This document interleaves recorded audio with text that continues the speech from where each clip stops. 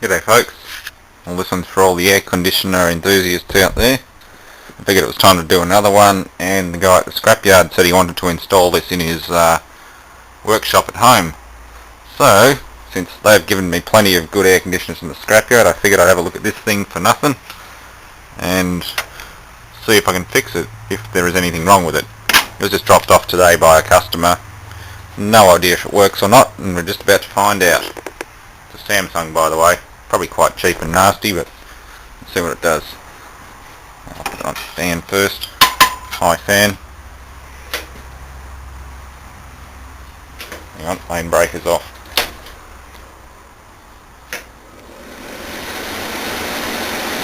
It's working.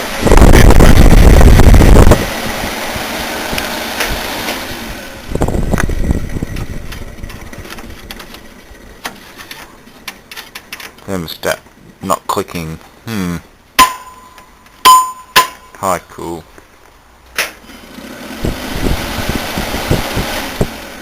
I can press the start, but the thermostat doesn't click or do anything, so we'll take the front panel off and play with that. Get some warmth into it because it's pretty cold out here now. Okay, well, I warmed the thermostat probe up by hand and it still feels a bit weak. And it's only clicking on 10. So I'll give the compressor a run anyway, and then I'll replace it with this one here. The sensing bulb fits behind the filter, hopefully.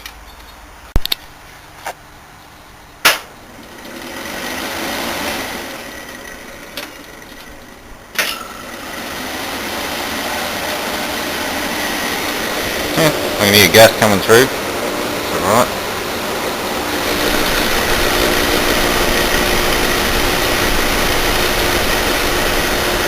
Still surging.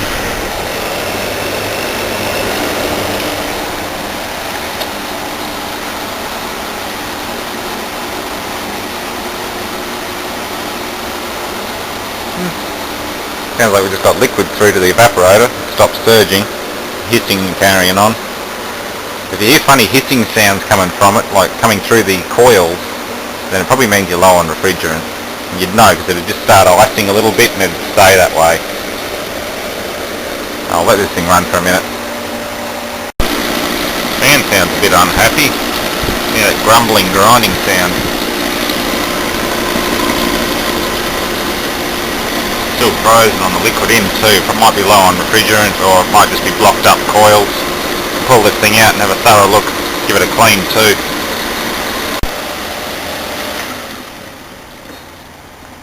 Yeah, fan motor or fan blade sounds shagged. I wonder if it's just floating around on the shaft. Oh no, it's still turning. That's alright. Yeah, something's really crook in here. Oh well.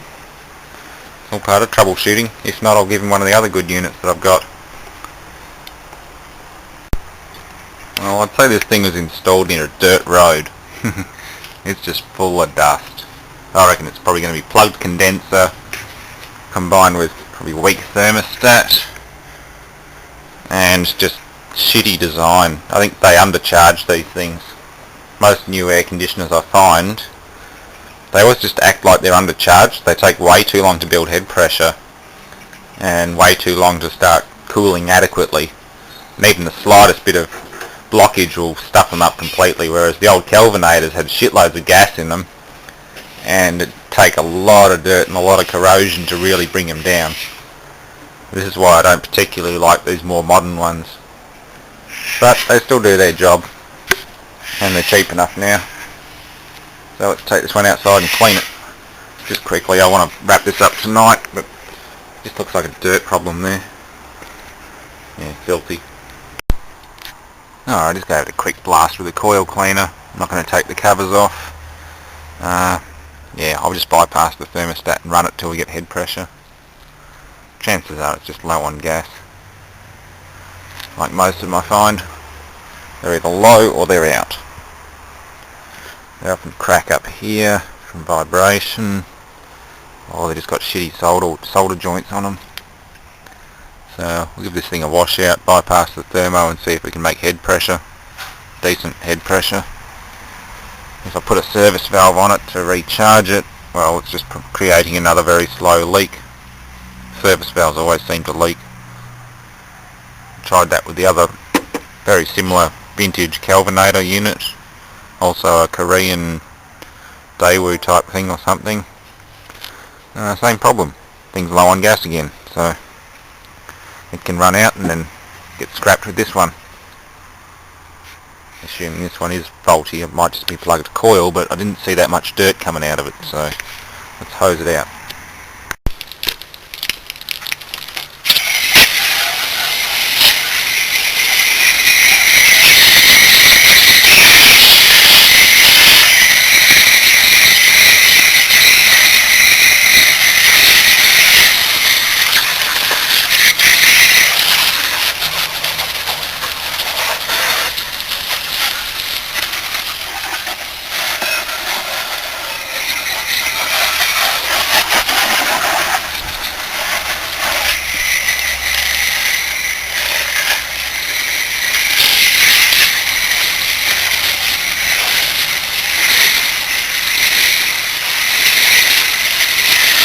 Yeah, it's not that much dirt coming out.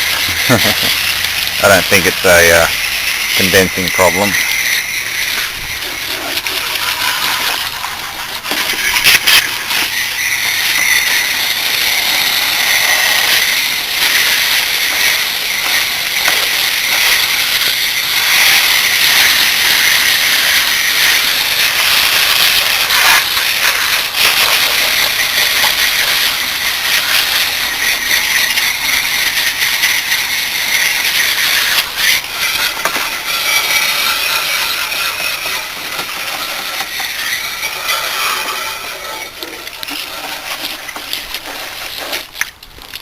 That'll do it. Alright, we're nice and clean. Let's do another test run. Thermostat's bypassed. Just got a bridge between the terminals. So let's go. Woo! Bit of current going through there. The bridge isn't tight, so that's normal.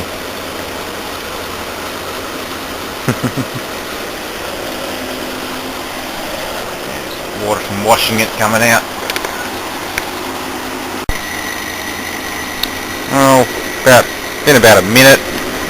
We are starting to get a bit cold. We're still frozen on here. Pillary line's still frozen. We should have more liquid coming through. Gradually building pressure. Compressor line is still cold. Well, it's been a couple of minutes now and we've actually got warmth coming through the discharge line. Still not enough because I can't put my hand on it. It's only just warm. But then again, I have hosed this thing down, so there's a bit of water keeping the compressor cold. Probably why they wrap it in a blanket. The thing has a hard enough time building proper head pressure as it is, so they keep the heat in. But the funny thing is, blowing ice cold. Maybe the things are just damn slow. The liquid line's thawed out now, but actually starting to get head pressure.